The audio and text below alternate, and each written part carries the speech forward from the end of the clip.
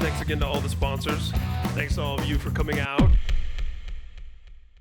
I do want to say the first time that we actually did a session where it was literally like night and day, because we had done, and making Wretched and Divine, there was a lot of moments where there was, so we were screaming and double kick, and there's a lot of shredding and all that stuff. So it's a very different album than we've made on your solo album, of course.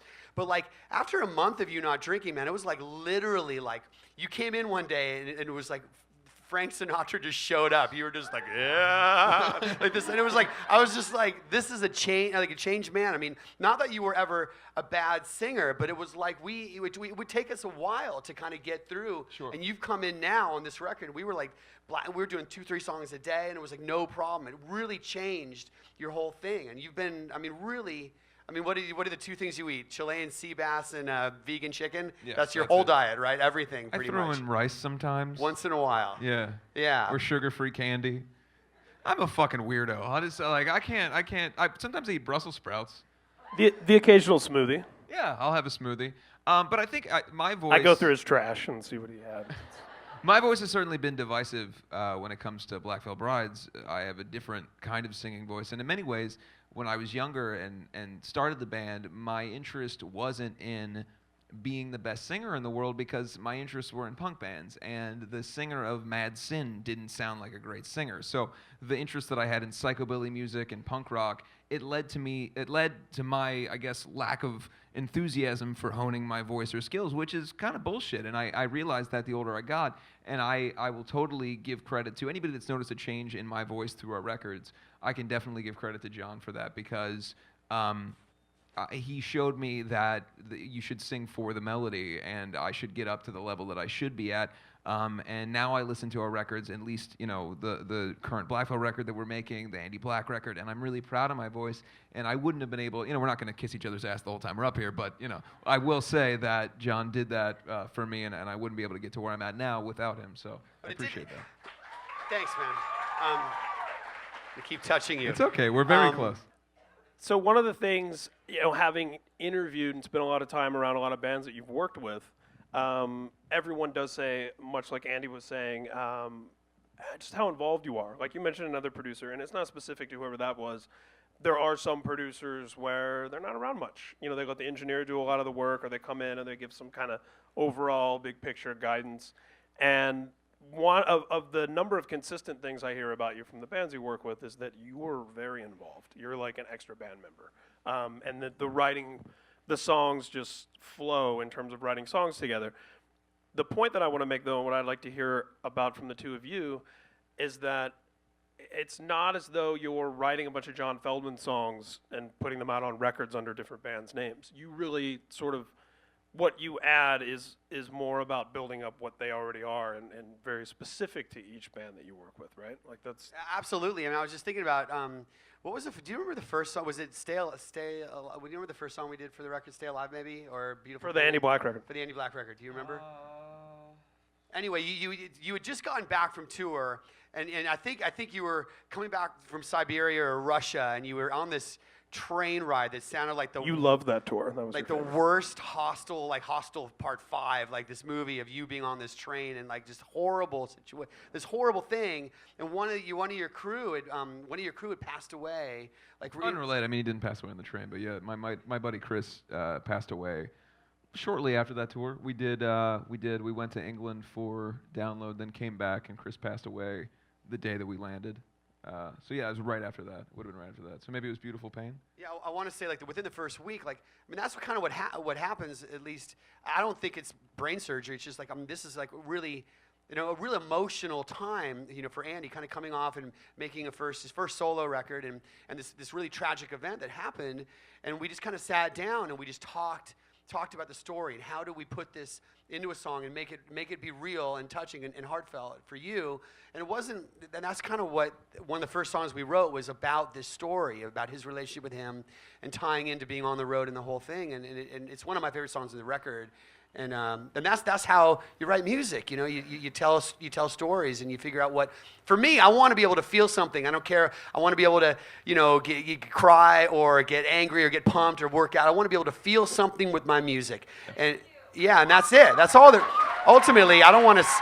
I don't want to spend my time like editing drums. Who gives a shit? It's like if we get the right, if you're writing the right lyric, if we talk about an idea, and what happens a lot, and I know that we're probably talking about a lot of things, but what happens a lot, we'll talk about a concept, and then we'll usually write a chorus first, whatever we're writing about, the concept of the chorus. Then Andy will go away, and he's like, he's as old school as you get, pen, paper, and cigarettes on, around the corner in my studio, and has this little area, this little cove that he sits back, and he comes back with these amazing words. That's kind of our system, sort of, right? That we kind of got to. I don't know why. I've never been able to write in a situation with other people around. I don't know what that is with me. Maybe it stems from adolescence. I would kind of write songs or poetry or whatever by myself. I spent a lot of time alone, so I associate. Only child. Yeah, and being an only child, I'm sure that is part of it. But I always associate writing with space, kind of being alone and having my own distance from other people and being able to think. And so, but with Feldy, part of the process is, you're writing with someone in a lot of ways. You're trying to find what the song is going to be. And so I kind of had to get over my discomfort of that, and Feldy makes it comfortable for that to happen. But yeah, I'll still go away and I'll write my little things, and then I'll come back, or sometimes I'll transcribe them into my phone, because I write pen and paper. I never write on my phone or tablet or anything like that, because it feels too impersonal, and I like to be able to scratch stuff out and draw little stupid, bat signals and shit on there, and so then I'll transcribe it into my phone and text it to Feldy. All the Grindr Grinder requests come to when you're on your phone. Write them down. Back to plugging the amazing Andy Black issue of Alternative Press. Very personal, and thank you. Can we give it up for putting some Ryan stuff for the in there. amazing article? I don't know if you guys have read it, but it fucking rules. I wasn't fishing for that, but thank you. Maybe a little. No, hopefully everyone in here has read the feature that's in here, so you understand this is by no means the end of Black Veil Brides. In fact, he came right off the road with Black Veil, made the Andy Black record, and then went right back into the studio with Black Veil, so stop asking that question on Twitter. And you also understand sort of why he's doing this record, but real briefly for people who are going to be watching this down the road online, what was the initial inspiration for doing something outside of the band setting, putting the Andy Black name on it? And Well, like John said, I think that for me, one of the reasons why he and I got along so well initially was because of the musical interests.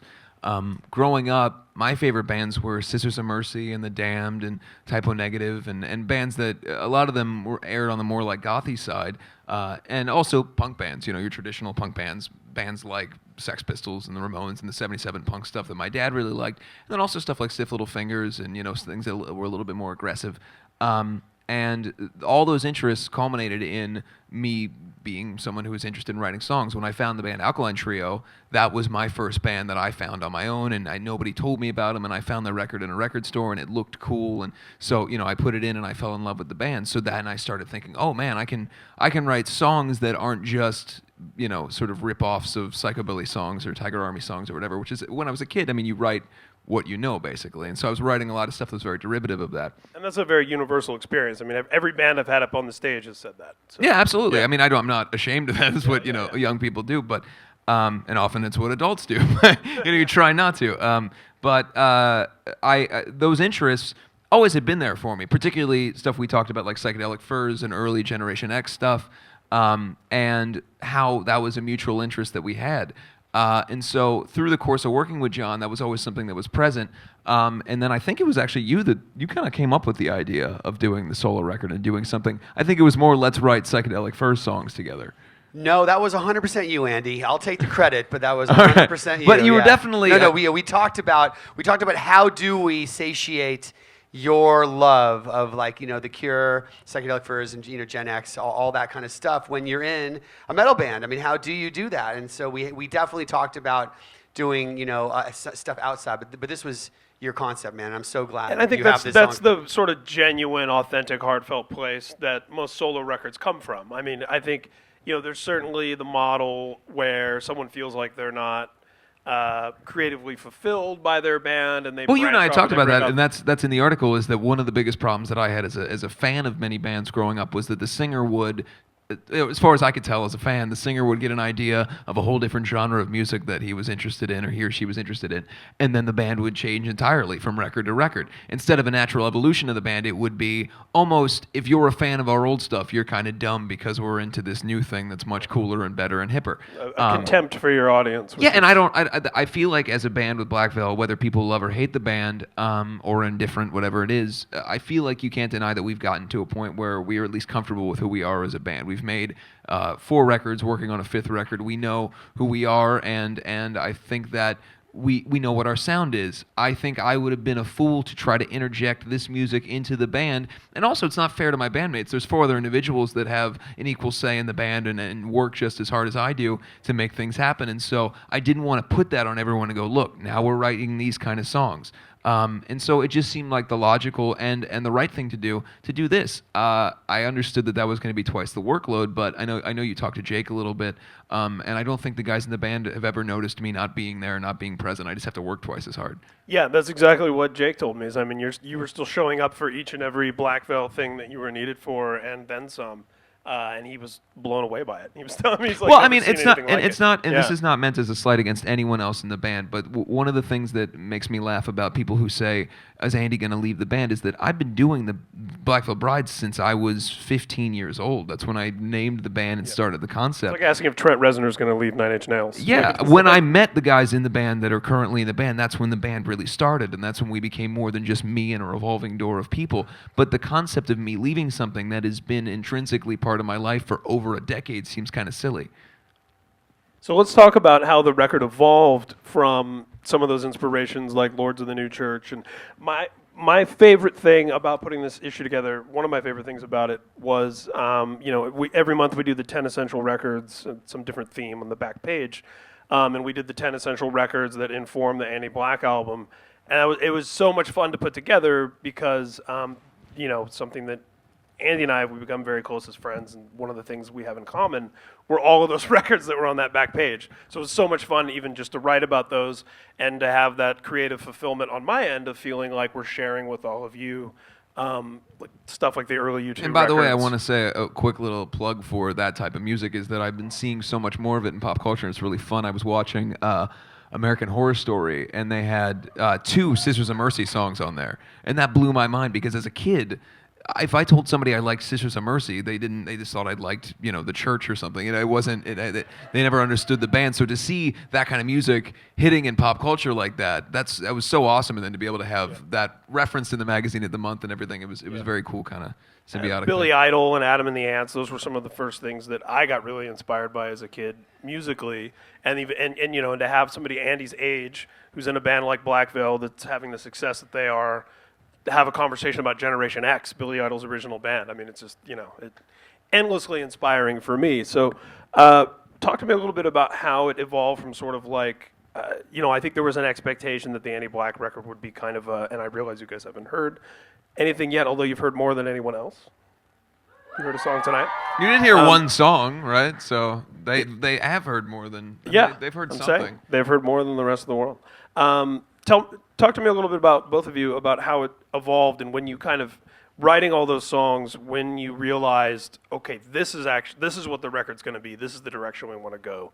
This is what feels right now. I was just thinking, I mean, maybe this doesn't answer your question. I was just thinking about the idea of everyone, because it's really you. It's your album, and kind of we did it together, but we had a lot of outside musicians come help that we're both friends with. And I was just thinking that we have, we got, Gerard and Mikey Way. I mean, this is like the closest thing to like a My Chemical Romance, like a reunion on your album. I mean, it's like... Which, by the way, we thought of like after the fact. We're like, oh shit, they're both on that song. Oh shit, that's true. So we do have a very small My Chemical Romance reunion on was it Louder Than Your Love on the record? it, So there yeah, you go. you Now played you all know the name of the song, so Everybody who's been curious about that, if you caught that, you can tweet that out. And people Yeah, and just put that sticker on the front of the CD. It's Yeah. like Andy Black featuring the My Chemical Romance reunion. No, well, I don't want to use. I mean, that's the thing is that everybody who gave of their time and their talent was so generous. And the one thing that we really wanted to be mindful of is that we didn't make anybody feel like we were using them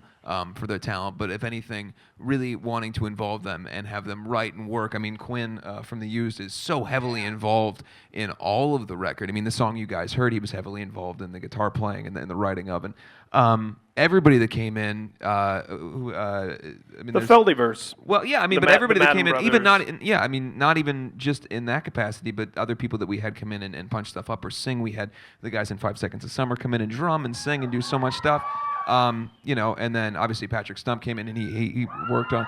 So there's just so much that we had people that were so skilled and without a band as such. Michael Bolton. Having Michael Bolton come in and not do anything but just be there looking at us the whole time was really fucking cool. Thank you for that. Totally threw me off my train of thought. If only we got him, we would have a. Too expensive. We couldn't get him in. When you guys hear the gangster-ass verse that The Game dropped on the Andy album and the Eminem track that you did, the rapping is just phenomenal. See, they don't know it's a joke, so the room is dead. Because You no gotta one's read the heard it. room. I just think that the idea of this album is like, I mean, what if, who's really. There's no rapping on the record. I just want to clarify. We went to this record thinking, how do we get Andy's vision, recorded? Well, and there was no went into band. Yeah, we went into it thinking like, how do we get the best songs possible? How do we really be able to, like we talked about, satiate all of your wants that you weren't able to do in your metal band? And then these people, it just kind of like happened. We'd write a song and we say, hey, and I would just say, this is the best musician suited for this song. It wasn't like, hey, let's just bring in. Sure, but then we had people like Benji and Joel who would come in and were in the whole process and were there through almost the whole record and would come in several times a week and work on stuff that, it was kind of a little bit of that as well, where there'd be people who got it and would come in and contribute. Yeah, I mean, look, to me, to be able to bring a lot of these, I mean, and it's funny too. I mean, just thinking about it now, man, like Travis Barker lives in the city right next to us. I work with this one band. I live in the West Valley, and he drove by there. We just drove by the coolest little town. It's called Calabasas.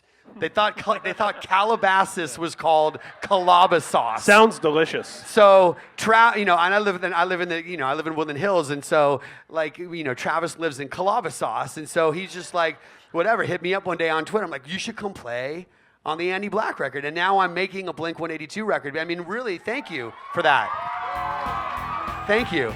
It's all because of you, buddy. Because of Calabasas. I love that sauce. Put it on everything.